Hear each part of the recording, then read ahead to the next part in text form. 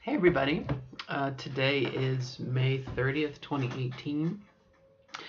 It's my day 2.20, 20th day of my second year. And today I think is just going to be a general update day. I feel like my heart is beating really, really fast. Like something's about to happen and I want to make a video before it happens. I don't know what's going to happen. Maybe I'm just too much coffee today. I don't know. No. Uh, Kind of a lot going on, but I just wanted to kind of fill in. I think it's good to not let a long stretch go between things.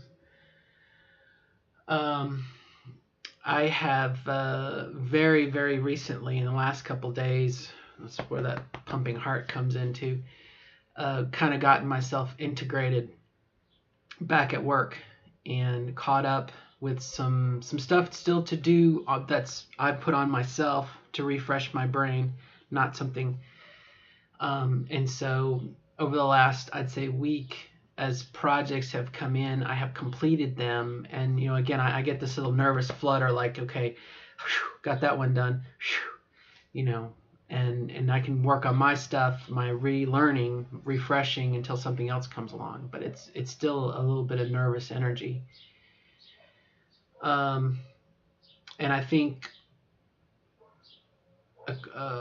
when I went back to work after my surgery recovery time was up and going back to work, I really do think between the dilation, and I apologize if I'm repeating myself, but from previous videos, but I really do think the dilation, keeping up with the dilation and my job, it just totally sucked the energy out of me, sucked the life out of me, and it was all I could do to survive, and led to a lot of depression, because I need in my life interests. I need hobbies. I need something to.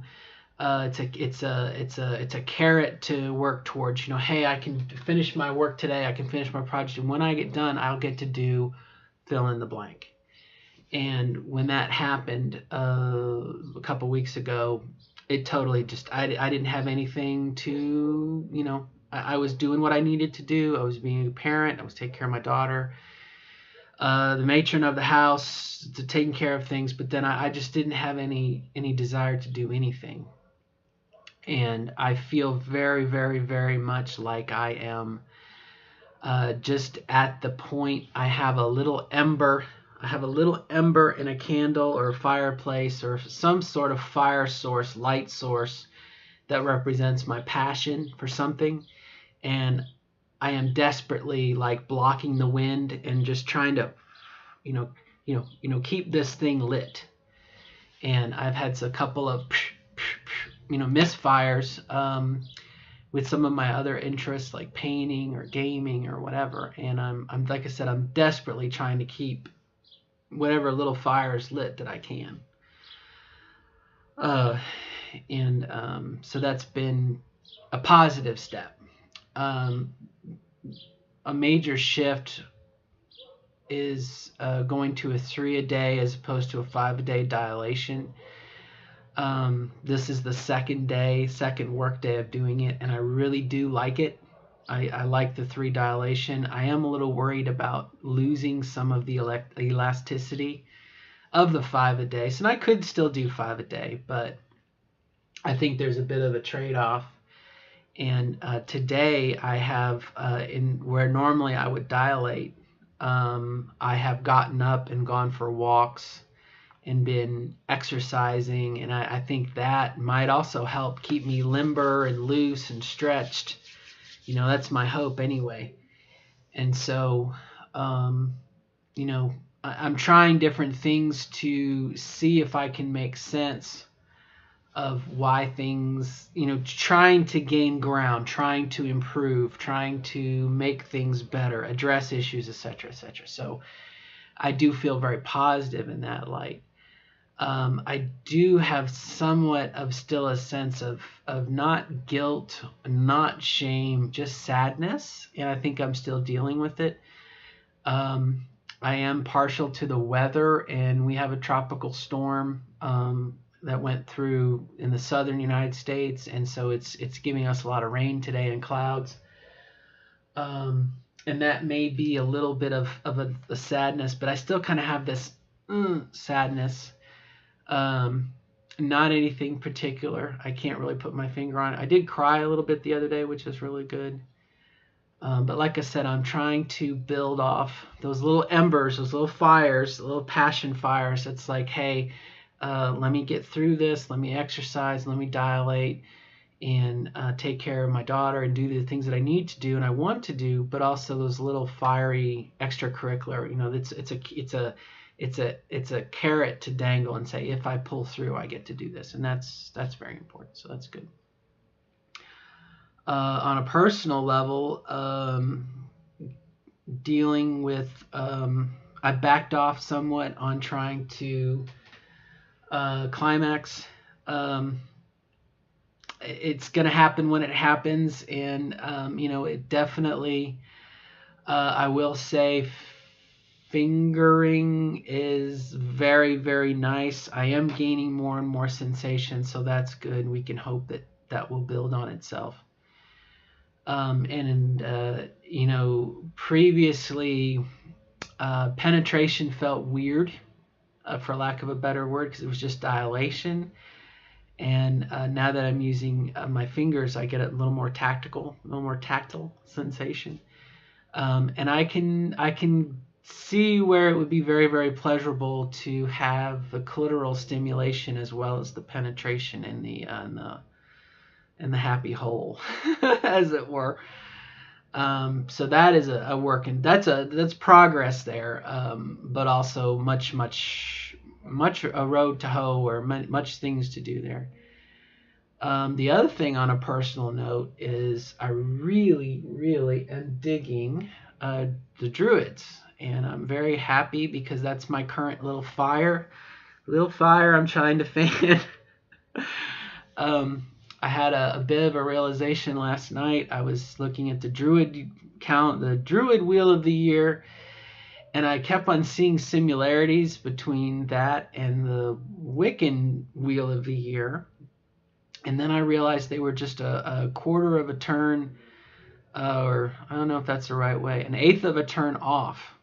If you just turn it 45 degrees, it lines up, okay?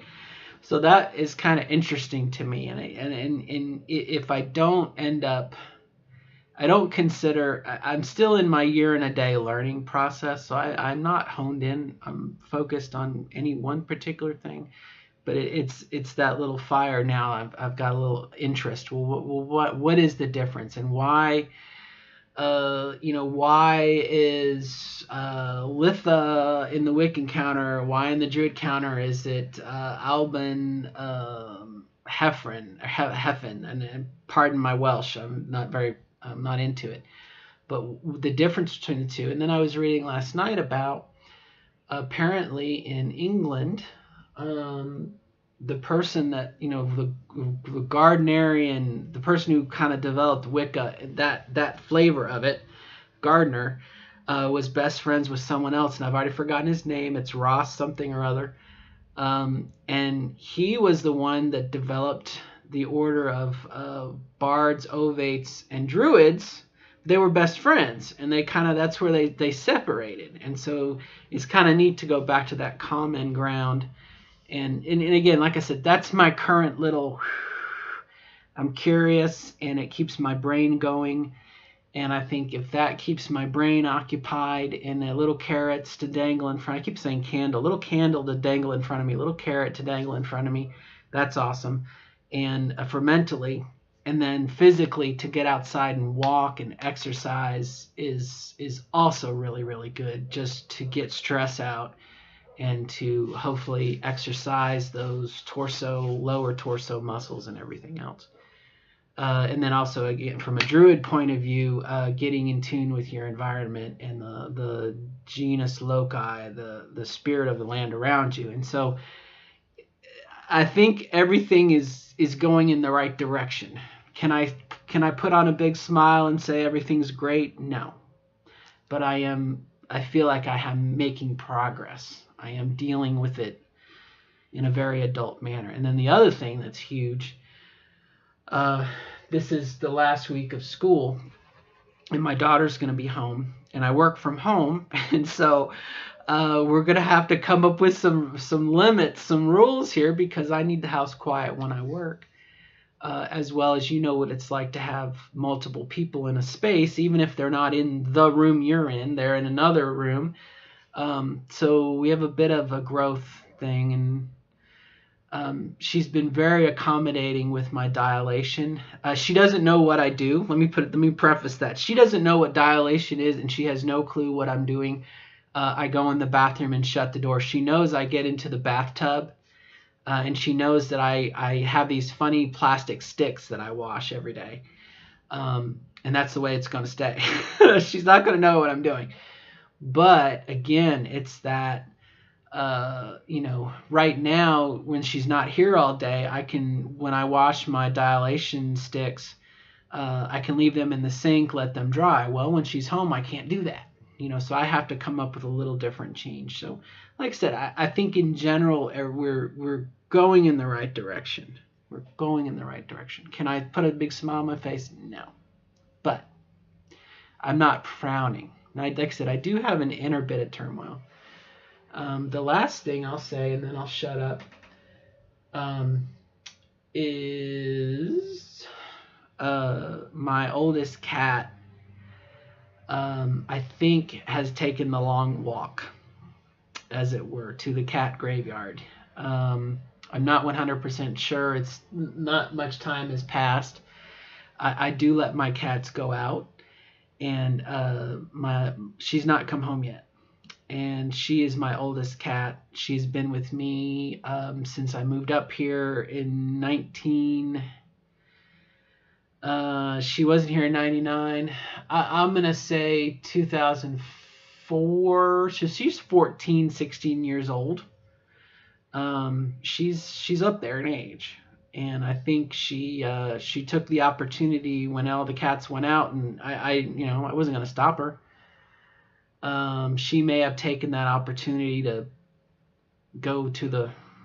take the long walk, as it were. We'll see. Hasn't been enough time yet. I know if that is the case, I'm gonna be a wreck for a while. I'm gonna go through my stages of grief. I'm gonna miss her. I do have an outlook though that's very, very similar to a Druid outlook, as I'm finding out. And so, as far as life and death and the circle of life, that I'm cool with. And so, but it is when it hits me, if a couple days from now she's not back and it's like, yes, she has passed on, that's going to be a huge bomb on me mentally. So kind of have to be prepared for that, but we'll see. All right, my friends, I have to go, but I wish everyone the best of luck in your journey. I just wanted to kind of give here I am, and best of luck to everyone in your own transition, and encourage you to become the best version of yourself as you define it. Okay. All right. And I will do the same. We're to be continued. Okay. Till next time. Bye-bye. And good luck.